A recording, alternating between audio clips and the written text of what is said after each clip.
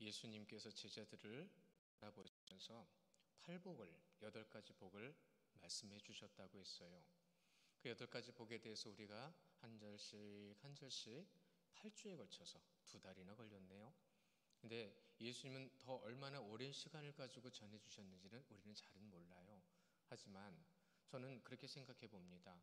예수님께서 첫 번째 복, 두 번째 복을 말씀하시면서 그 복에 대한 삶의 모습을 친히 보여주셨을 것이라고요.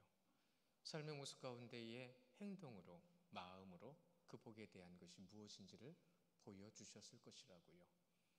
우리가 말씀을 보면 오늘 해서 8번째 복을 보게 되죠. 이 복을 나누는 가운데에 이 복이 과연 뭔가?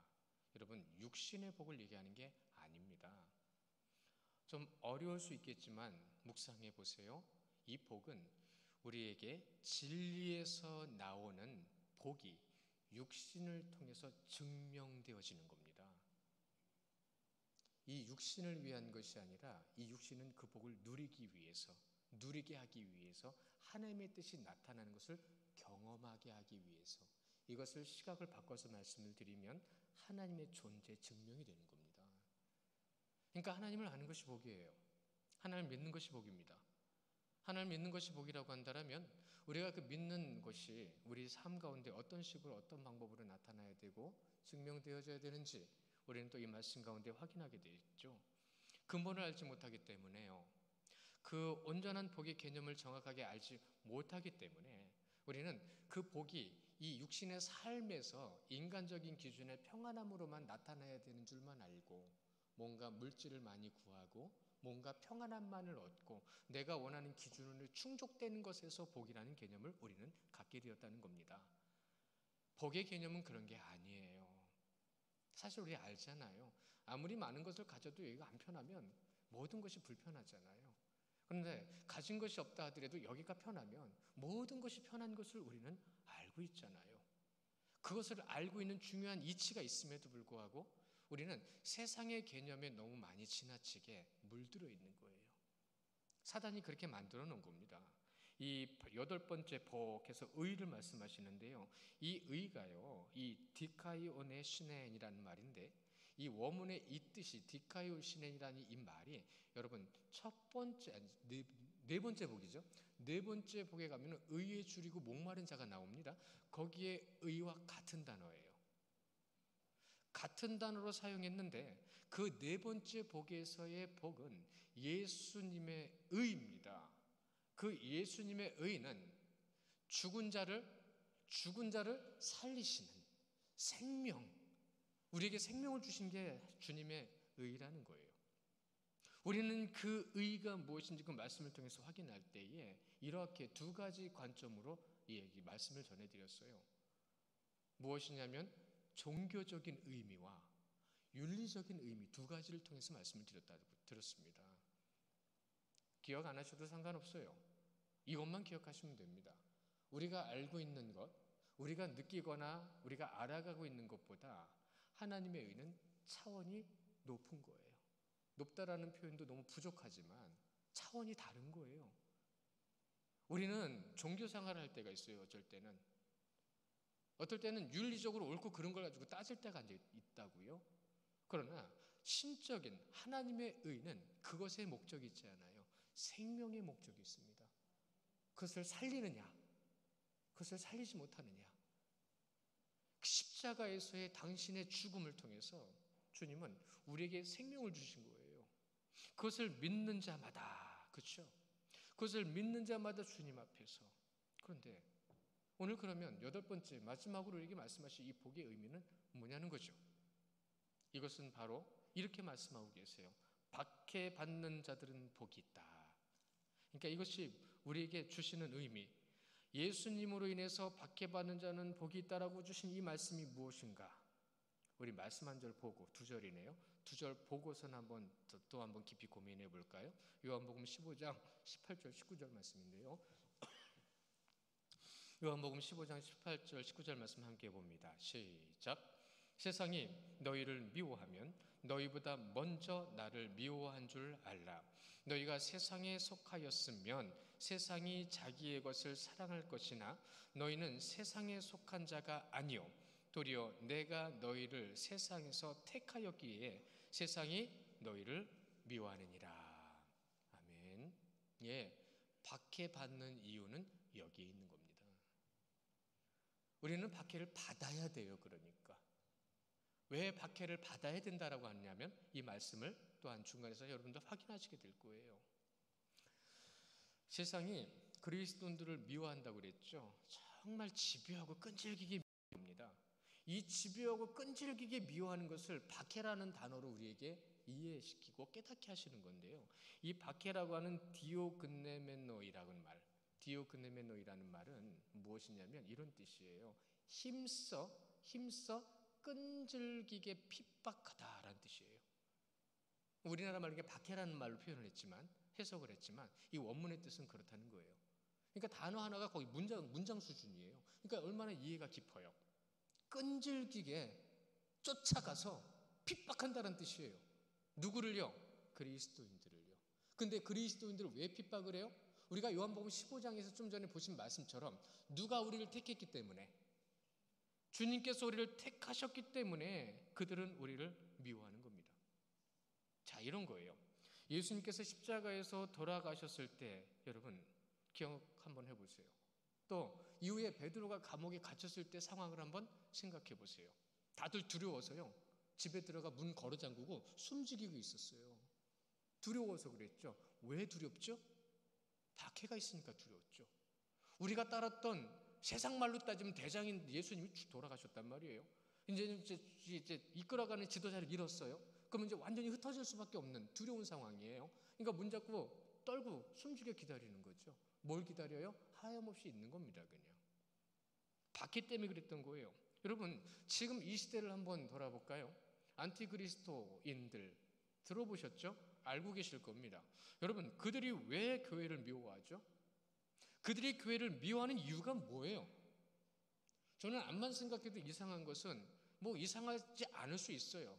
사실은 당연한 거거든요. 왜요? 여러분 그건 선과 악의 싸움입니다.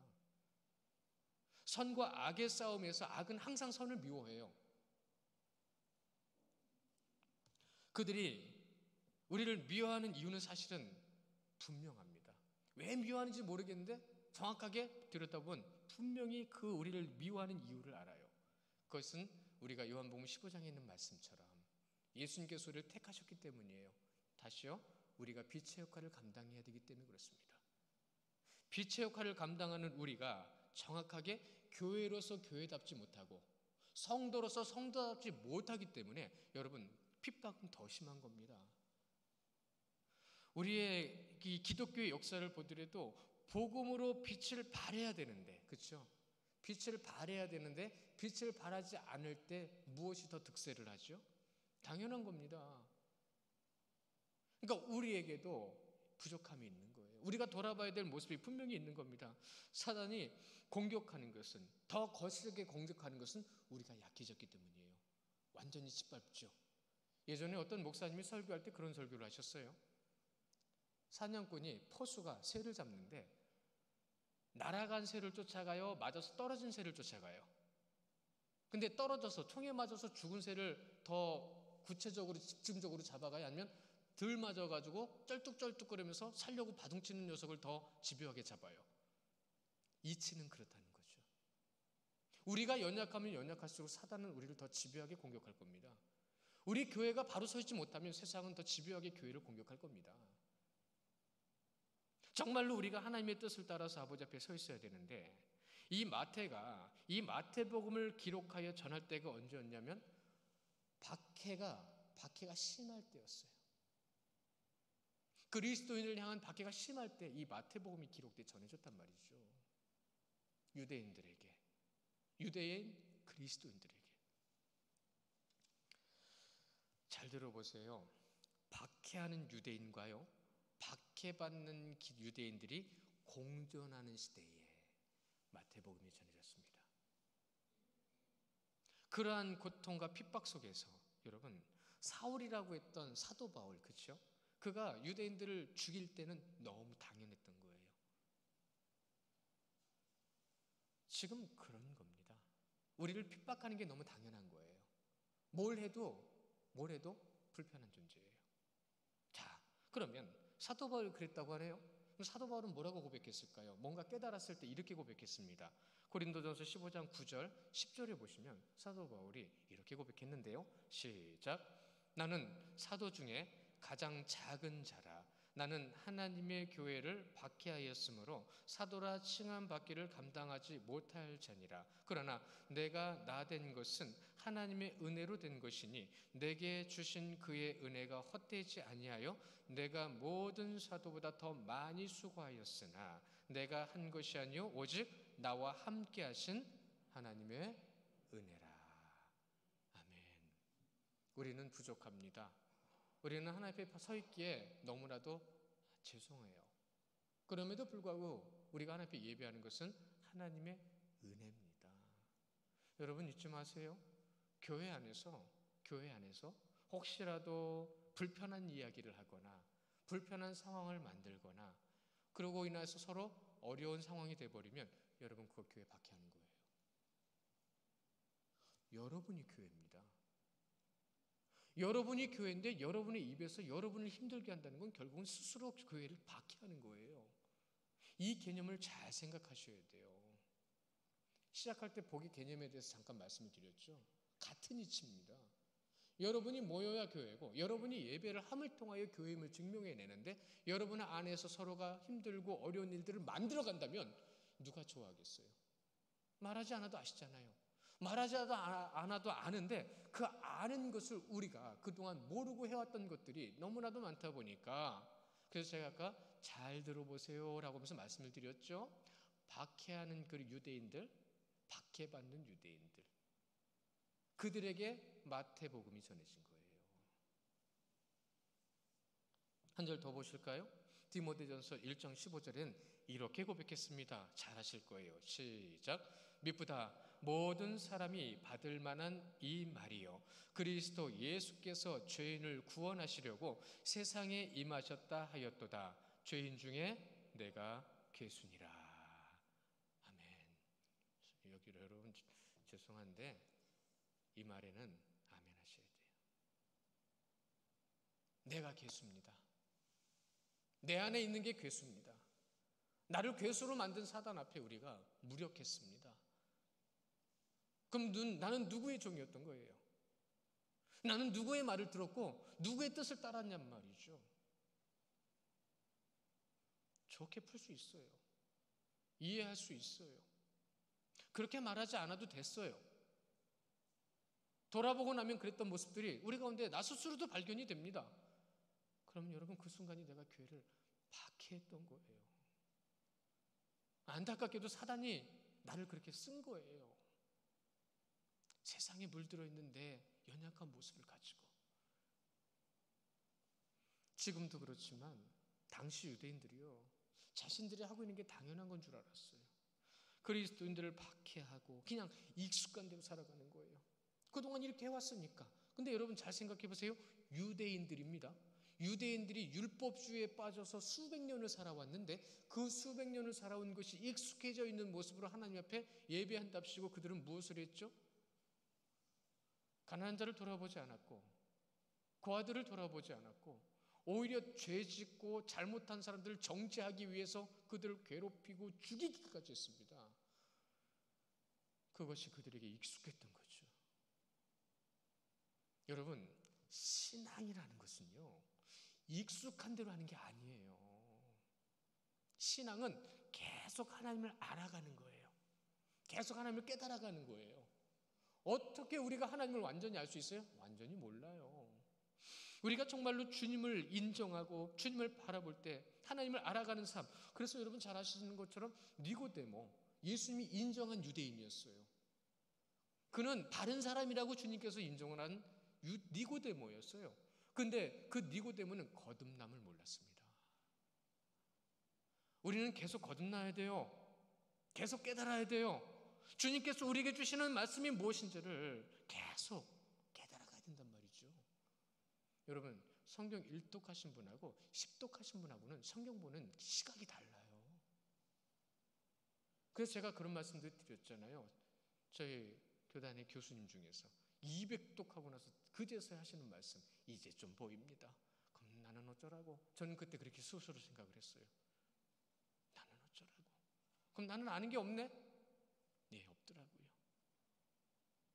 왜 아는 게 없냐고 말씀을 드리면 좀 이따가 그 이유를, 그 이치를 말씀을 드리게 될 텐데, 당시 유대인들이 그리스도인을 이해할 수 없었어요. 이해하지 않았어요. 그 익숙함 때문에. 그러니까 그리스도인들은 이상한 존재들이었던 거예요. 아주 이상한 부류들인 거예요. 왜 그렇게 살아? 그런데 그 내막을 잘 들여다보면 이유가 있어요. 뭐 유대인들도 그렇고 안티그리스도인들도 그렇고 사실 교회를 보면 항상 불편한 존재라고 얘기를 하거든요. 그런데 그들이 말하는, 그들이 그렇게 적대적이고 우리를 그렇게 보는 이유, 유대인들 시각에서는 로마의 배경으로 있기 때문에 우리를 심하게 적대적으로 봤던 것은 먼저 황제 숭배 사상이었습니다. 그러니까 모든 일상이 핍박이었던 거예요. 황제를 숭배하지 않습니다. 황제를 숭배하지 않아서 사자굴에 들어간 다니엘을 기억하시죠? 왜 그런 겁니다.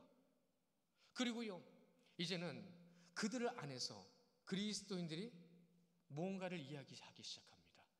그리스도인들이 하나님께서 주신 말씀과 예수님께서 주신 말씀을 이렇게 삶으로 드러내기 시작합니다. 그러니까 무슨 일이 벌어지냐면 부도덕함이 드러나는 거예요.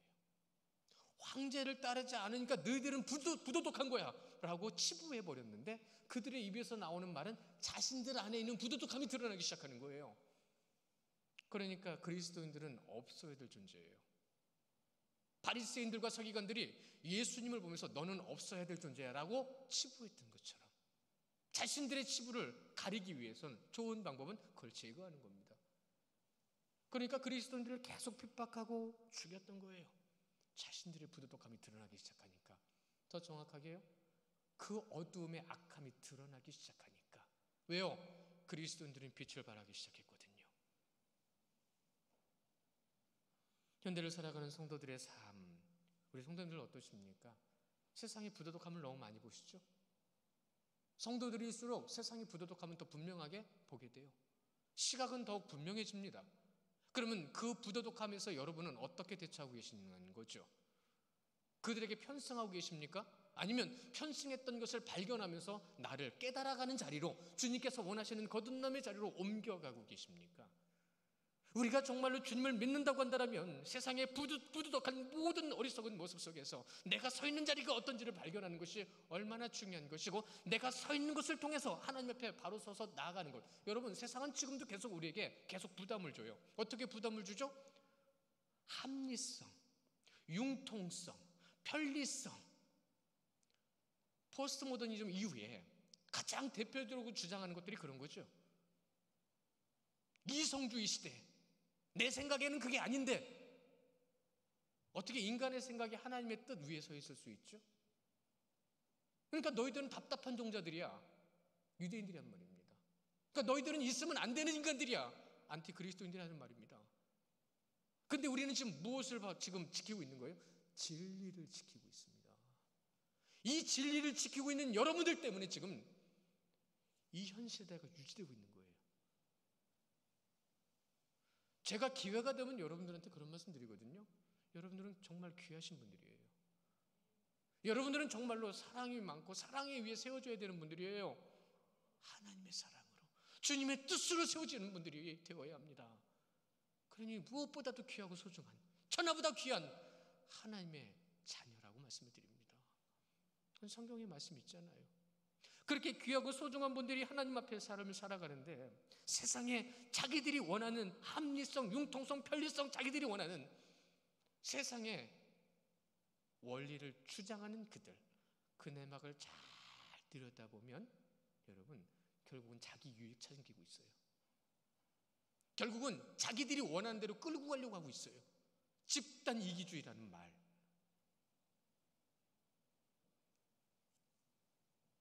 물불을 안 가립니다. 지금 심각한 시대를 우리는 살아가고 있는데, 우리 성도님들한테 간절히 부탁을 드립니다. 말씀과 기도의 삶을 사십시오. 지금 미국에 이상한 기류가 흐르기 시작했대요. 어떠한 정치적 성향으로 모이기 시작한답니다. 정치적 성향으로 모인 그들은 지금 무장을 하고 있대요. 그게 뉴스에 나왔습니다, 지난주에. 미국은 무기 소지가 자유다 보니까 미국에서 지금까지 총기 사건이 심각하게 많았거든요. 호텔방 하나를 얻어가지고 가장 좋은 층에 가장 저격하기 좋은 자리를 잡아서 공연이 시작될 때에 마구잡이로 쏴댔답니다. 어디서 총알이 날라오는지도 모르고 사람들은 혼비백산해가지고 죽어나가고, 거기서 총을 맞고 살아난 사람이 실질적으로 그 상황을 증언했는데 여러분, 두렵더라고요. 그것이 개인의 모습으로 있었던 사건이 이제는 집단으로 옮겨가기 시작했답니다. 여러분, 이제는 전쟁이에요. 자국 안에서도 전쟁이 일어나는 시대가 앞으로는 도래할지도 모른다는 거예요. 그런데 우리는 다행히 총기 소지는 안 돼 있으니까 이제는 어떻게 하는 거죠? 걸기를 하는 겁니다. 걸기. 의견을 받아들이는 건 좋지만 그 의견에 합의가 있어야 되잖아요. 그리고 강대강으로 붙어지는 이 거친 세상. 여러분, 저 지금 정치 얘기하는 거 아닙니다. 지금 인간들이 가지고 있는 성향과 악함에 대한 현실적인 흐름이 무엇인지를 말씀드릴 때, 선과 악의 싸움이 무엇인지를 말씀드릴 때 결국은 박해는 누가 받죠? 여러분, 그 틈새에 결과적으로는 기독교인들이 박해를 받습니다. 참 안타까운 일이에요. 그리고 우리가 정말로 이 부도덕한 세상 속에서 진짜 진리가 무엇인지를 나타내는 언행의 삶. 분명히 성경은 말씀하십니다. 오바댜 1장 15절 말씀이거든요. 우리 같이 보기를 원합니다. 두 절의 말씀을 보실 텐데요. 먼저 오바댜 1장 15절 시작. 여호와께서 만국을 벌 날이 가까웠나니 내가 행한 대로 너도 받을 것인즉 내가 행한 것이 내 머리로 돌아갈 것이라. 아멘. 결국은 여러분이 행한 것이 여러분 머리로 돌아가는 거예요.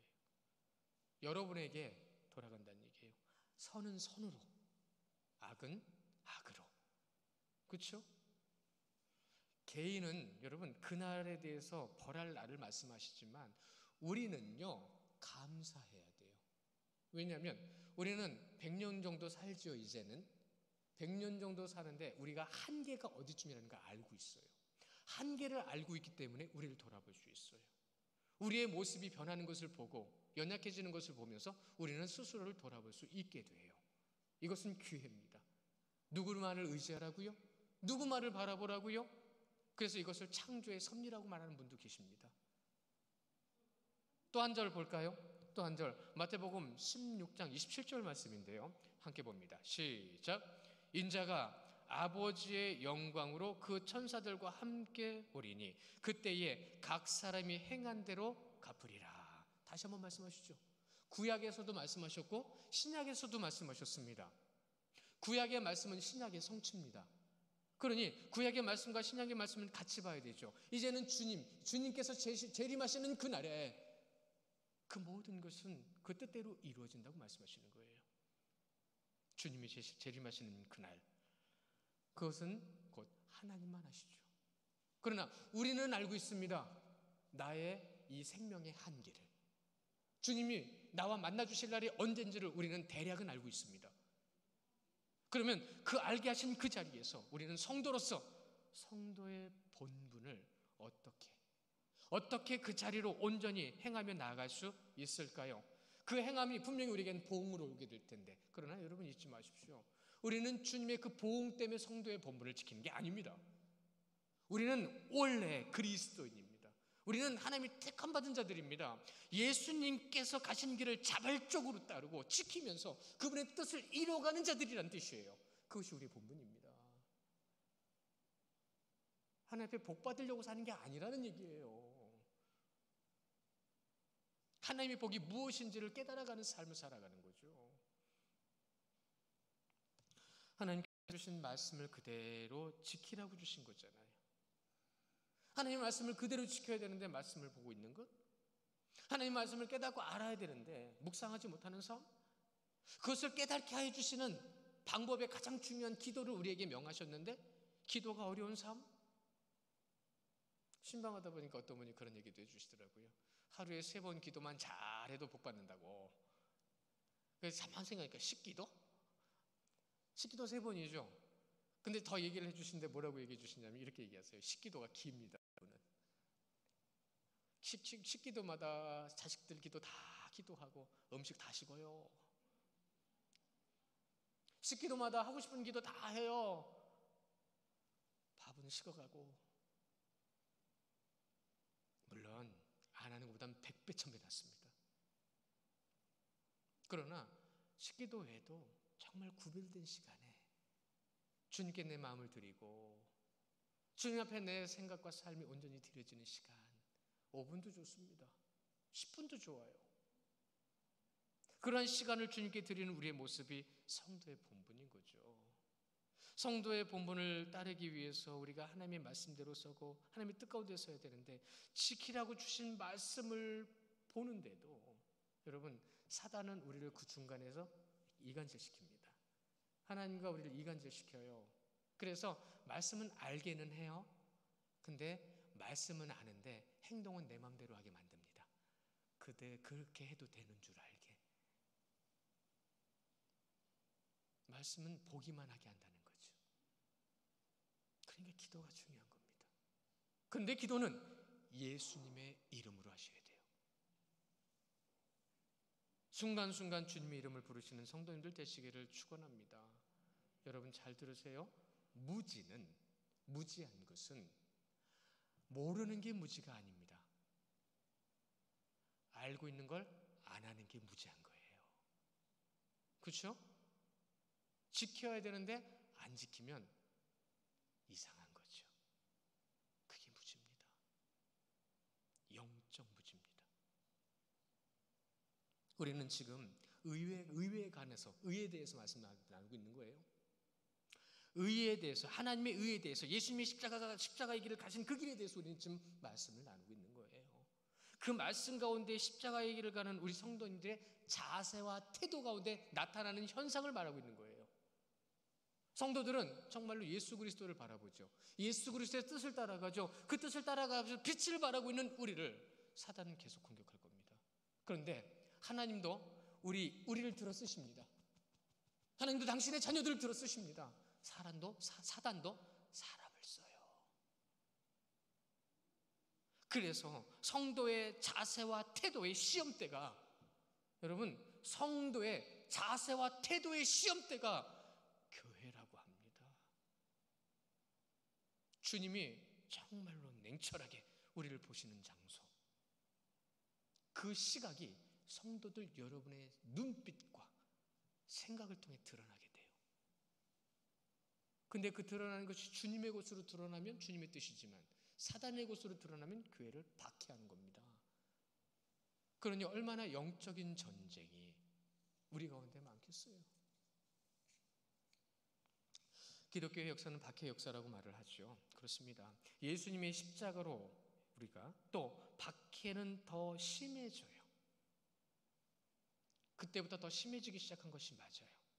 그래서 박해받는 이들은 항상 그래도 나타나고 끈질기게 세상에 세움받습니다. 복음을 전해야 되니까요. 오늘 팔복의 의가 바로 이러한 자들에 대한, 그래서 말씀하시죠. 박해받는 자들을 향해서 그들이 복이 있는 자들이라. 팔복의 시작부터 여러분 마지막까지 천국을 얘기하십니다. 잘 보세요. 심령이 가난한 자는 복이 있나니 천국이 그들의 것이며, 이것이 첫 번째였습니다. 이제 마지막 8번째 말씀을 봅니다. 8번째 말씀에 의로 인해서 핍박, 박해를 받는 자들은 복이 있나니 천국이 그들의 것이며. 그렇죠? 천국을 말씀하시는 건 우리가 천국을 가기 위해서 말씀을 드리는 게 아니에요. 여러분, 이것도 여러분 잘 기억하셔야 돼요. 예수님께 가까이 나아가는 삶, 그렇죠?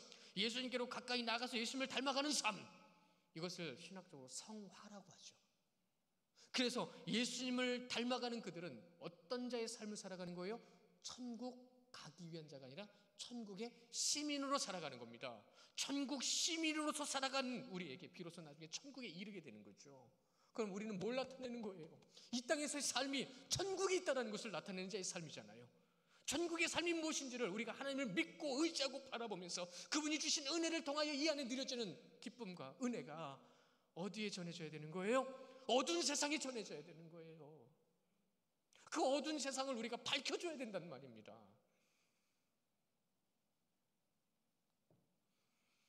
천국 시민답게 사는 것, 현재의 삶이 천국의 삶이 되시기를 축원합니다. 천국의 삶으로 주님 앞에 쓰임받는 예수님을 믿으며 구원받았다? 맞습니다. 예수님을 믿으면 구원받았다. 구원받은 자의 삶을 살아야 되는 거죠. 같은 말입니다. 이미 우리는 구원받아서 주님의 능력이 우리에게 임할 수 있는데 이제 우리는 정말로 주님의 놀라우신 뜻을 따라 십자가가 우리 가운데 있기에 물리칠 수 있는 선포의 능력과 권한을 주셨는데 그것이 무엇인지도 모르고 그냥 그동안 살아왔던 모습처럼 근심과 걱정만 말하고 근심과 걱정만 하게 만들고 그것은 천국 시민의 삶이 아니잖아요. 우리 가운데 그것이 있기 때문에 발견하고 그것을 발견함의 모습을 통하여 이제는 그것을 전하고 나눌 수 있는 삶, 여러분의 삶이 되시기를 축원합니다. 우리의 삶이 그런 삶이라는 거예요. 그것이 누구로부터 나왔다고요? 오직 예수 그리스도. 오직 예수 그리스도. 그래서요, 박해를 말하고 핍박을 말하면서도 11절에 주님은 이렇게 말씀하십니다. 나로 말미암아, 나로 말미암아. 너희들에게 있는 모든 것들, 그러나 내가 너희에게 능력을 주노라. 나로 말미암아. 너희들에게 박해와 고통이 있지만 그것 가운데 복을 주시는 분은 나로 말미암아. 내 길을 따르는 자들. 그래서 여러분 시편 127편 1절에 보면 주님께서 이렇게 말씀하셨어요. 우리에게 말씀을 전해주셨어요. 같이 보십니다. 시작. 여호와께서 집을 세우지 아니하시면 세우는 자의 수고가 헛되며 여호와께서 성을 지키지 아니하시면 파수꾼의 깨어있음이 헛되도다. 아멘. 말씀을 알고만 있는 것은 능력이 나타나지 않습니다. 기도는 입으로만 하는 것으로 인해서 능력이 나타나지 않습니다. 말씀을 믿고 따르며 순종하는 삶 속에 믿음의 고백을 통하여 내 삶을 복종시키고 나를 부인하여 주님의 십자가를 지는 내 삶의 질과 모든 것을 주님께 맡길 때에 주님의 놀라운 능력이 여러분에게 나타나신 줄 믿으시기 바랍니다. 그것을 경험하시기를 원해요. 세상은요, 사단의 권세에 너무나도 많이 무너지고요, 선과 악은 분명히 드러나니 우리는 그것을 보고 안타까워하고요, 세상 사단의 지배를 받는 이들 모습 속에 순종이 없고 은혜가 없고 사랑이 없는 모습을 보면서 여러분 잘 보세요. 먼저 눈을 흐려요. 여러분이 지금 눈으로 보고 있는, 예를 들면 드라마 하나라도 드라마 하나의 내용을 보면 야하기도 하고 너무 지나치기도 하고 그러한 것들이 지나치고 많아지고 일반이 되니까 이제는 그걸 보는 눈에 대해서 부끄러움이라든가 이상하거나 그것에 대해서 통제 능력을 잃어버렸습니다. 나쁜 것, 악한 것들에 대해서 예전처럼 반응하지 않는다는 얘기예요. 그냥 당연한 듯이 보는 거예요. 전쟁 영화 많이 보면 전쟁에서 죽어가는 사람들은 그런 거야 하고 말아버리는 것처럼 실제 생명을 잃는 그 순간의 모습조차도. 그리고 귀를 막습니다. 일반적인 악함의 말들이 너무 많으니까 이제 무뎌져요. 눈과 귀도 화인을 막고 이제는 입까지 막아버립니다. 그러한 것이 일반인. 아니 뭘 그런 거 가지고 얘기를 해. 괜찮아. 아닙니다. 괜찮은 게 아니에요. 그런데 우리는 하나님 앞에서 그러한 것들이 무엇인지를 잘 모르고 어떻게 해야 되는지를 잘 모르고 그것에 대해서 더 이상 반발하지 않아요. 더 이상 그것에 대해서 부정하다라고 말조차 못하는 모습이 되어버렸어요. 그것이 우리 가운데 지금 그만큼 물들어 있는 겁니다. 우리가 정말로 하나님을 알고 하나님을 의지해서 하나님을 잘 믿고 있다고 한다면 정말로 우리가 세상의 일반이 아니라 교회의 일반적인 것, 주님의 뜻을 온전히 따를 수 있는 자의 모습 안에서 우리가 나눌 수 있는 마음과 뜻이 가득하고 많아져야 된다는 거죠. 온전히 세워져야 된다는 거죠. 분별을 잃어버렸어요. 분별을 잊고 분별할 수 있는 능력조차도 상실해버린 우리의 모습? 아니요. 알고 있는데 못하는 거죠. 아니요. 알고 있는데 안 하는 거죠. 왜요? 그거 말하면 질타받으니까. 그 질타받는 거 박해라고 생각하지 않고 주님 안에 바로 서야 되는 우리의 모습이라는 것도 접근하지 못하고, 그러니까 눈도 귀도 이제는 입까지 막힌 삶. 아닙니다. 그러면 안 됩니다. 우리가 정말로 주님의 뜻을 따라서 하나님 앞에 온전히 세워질 때에 여러분, 그러한 삶, 세상에 그러한 악함이 일반적이라 할지라도 이때에 여러분 잊지 마십시오. 교회가 있습니다. 성도가 있습니다. 교회와 성도가 있다는 것은 무엇을 뜻하는 거죠? 지금도 주님의 빛은 비춰지고 있다는 거예요. 그 빛을 비추는 분이 바로 여러분이신 줄 믿으시기 바랍니다. 여러분들이에요. 무엇을 말하고 무엇을 먹고 무엇을 입을까 걱정하지 마시고,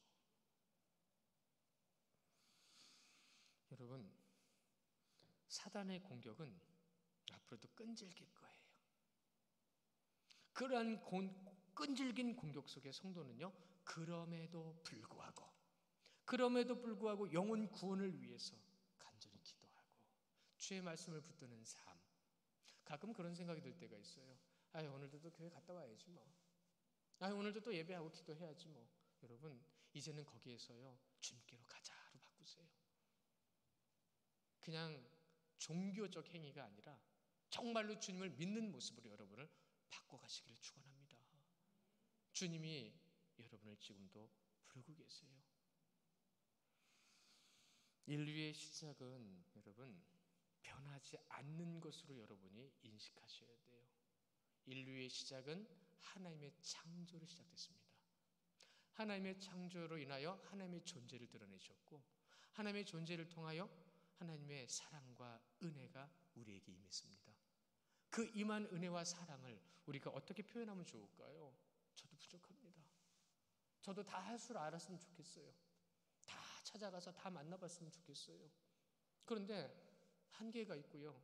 더 말씀하고 드리고 싶고 더 나누고 싶은데 그러지 못하는 시간들을 이번 대신방을 통해서 또 생각해 봅니다.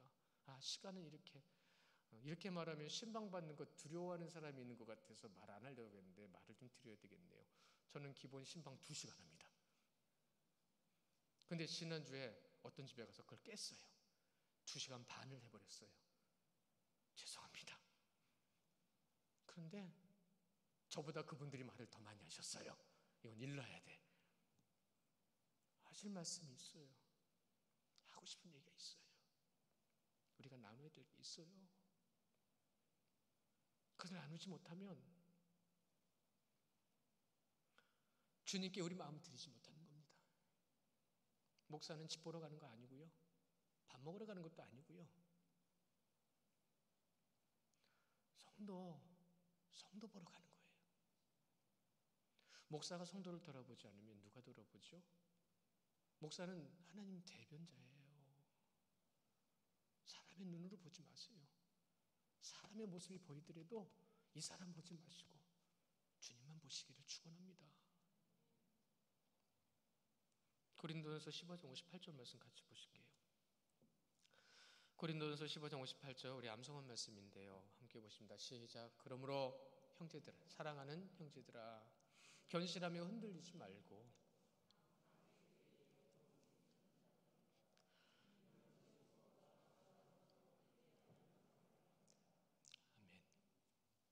사랑하는 형제들아, 우리 성도님들의 말에서 그렇게 성도들 가운데 교제가 고백이 있으셨으면 좋겠어요. 내 사랑하는 형제들아,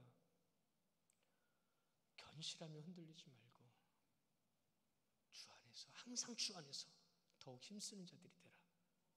이는 너희 수고가 주 안에서 헛되지 않은 줄 알미라. 헛되지 않은 줄 알미라는 생명책의 의미가 있습니다. 하나님의 생명책에 여러분이 그렇게 기록되고 있어요. 팔복의 말씀에 그래서요 12절의 마지막은 이렇게 말씀하여 마무리를 집니다. 12절 우리 성경에 있는 말씀이기도 한데 같이 보실까요? 12절 시작. 기뻐하고 즐거워하라. 하늘에서 너희의 상이 큼이라. 너희 전에 있던 선지자들도 이같이 박해하였느니라. 아멘. 박해받는 거 싫죠. 좋아하는 사람 아무것도 없어요. 로마의 박해로 인해서 고통받았던 그리스도인들에게 복음이 전해졌습니다. 또한 우리에게는 안티그리스도인들이 있다 할지라도, 교회에 사단의 권세가 있다 할지라도 우리는 주님 안에서 그 말씀을 보고 들으며 또한 주님께 한 걸음 더 나아가고 있어요. 여러분을 하여금 근심 걱정하게 하는 이들이 있다라면 사단이 여러분을 힘들게 하는 거예요. 그 사람이 하는 거 아닙니다. 그러면 우리가 그 삶의 모습 속에, 그 환경의 모습 속에 우리는 의를 알고 있잖아요. 그럼 의인의 삶을 살아가야 되잖아요. 그 의인의 삶을 살아가는 것 가운데 고통과 고난, 여러분 잊지 마세요. 고통과 고난이 있을 때 더 기도합니다. 그 순간에 주님을 경험하게 됩니다. 그러면 그 고통과 고난을 통해서 우리는 누구만을 더 의지해야 되는 거예요? 참 아이러니하면서도 놀라운 은혜의 이치죠. 그래서 주님을 의지하고 주님을 바라보고 최선을 다하는 믿음의 삶을 살아가게 됩니다. 결국 여러분, 구약에 하나님이 놀라운 역사를 나타내셨어도 결국은 인간은 변화되지 않았습니다. 예수 그리스도, 신약에서 예수 그리스도의 십자가와 주님께서 하나님의 존재를 증명해 주셨음에도 불구하고 결국은 인간은 변화되지 않았습니다. 그것으로 알 수 있는 건 결국은 인간은 스스로 변화될 수 없는 존재라는 것. 그래서 우리에게 말씀을 주셨습니다. 그래서 우리에게 말씀을 주시고 기도하라 하셨습니다. 그래서 우리에게 그것을 따르며 순종하는 삶을 살라고 말씀하셨습니다. 그 순종하라고 하시는 말씀 가운데에 그것을, 빛을 바라는 그리스도인의 삶 가운데 어둠의 권세들은 그 빛을 막으려고 지금도 공격하고 있습니다. 저도 공격당해요. 자꾸 어떨 때는 시기 질투가 나와요. 사단아 물러가라. 박해하는 자 사단의 자리에 있는 거고, 박해받는 자 십자가의 자리에 있는 거라는 말이 있습니다. 여러분은 어느 자리에 계십니까? 여러분 베드로 잘 아시잖아요.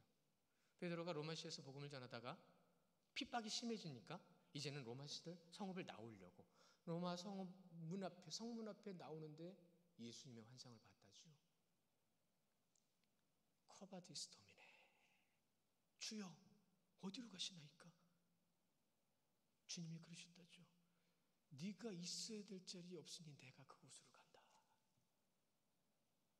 베드로는 그 뒤로 즉시 뒤돌아서서 로마시에 가서 다시 복음을 전하고 결국은 십자가에 거꾸로 못 박혀 순교했습니다. 베드로, 제자들, 그리고 홀로세움에서, 원형 경기장이었던 홀로세움에서 사자의 먹이가 되었던 많은 그리스도인들, 공통점 하나, 그들은 죽음 앞에 평안했습니다. 치를 떨었다죠. 로마 군사들이 사자에게 물려 죽은 사람들의 얼굴에 미소가 있는 걸 보고 치를 떨었다죠. 이것이 과연 무언가 두려웠다죠. 그럼 이 시대는요? 여러분, 이 시대는 정말로 그렇게 복음을, 믿음을, 주의 말씀을 지키는 자는 과연 얼마나 어디에 있느냐 말입니다. 이 시대에는 먹는 거 가지고 입는 거 가지고 주님 앞에서 이 환경 가지고 싸울 때가 아니에요. 그걸 따지고 있을 때가 아니에요. 지금은 복음을 위해, 생명을 살리기 위해서 애써야 될 때입니다. 그 생명을 복음으로 지키기 위해서, 그리스도인의 삶을 지키기 위해서 지금도 죽어가는 이들이, 선교사님들의 입을 통해서는 이구동성하는 곳이 가장 많이 집중되는 곳이 한 군데 있답니다. 그것이 바로 북한의 지하교회예요. 여러분 잊지 마세요. 평양에 대부흥이 운동이 있었고 그 후에 전쟁으로 인해서 많은 사람들이 흩어졌다 하더라도 그곳에 하나님을 믿는 자들이 그곳을 다 떠난 건 아닙니다. 흩어져서 남한에 내려와 많은 곳에 교회가 세워지듯이 그곳에서도 복음의 생명을 지키기 위해서 숨어서라도, 굶어서 가면서도 복음을 지키려고 애썼던 이들이 지금도 있습니다. 영상 하나 같이 보실 건데요. 저도 자료를 찾다 보니까 이 영상을 찾게 됐는데, 사실은 저 예전에 봤거든요. 근데 이 영상을 다시 한번 보게 됐어요. 우리 영상 같이 보시겠습니다.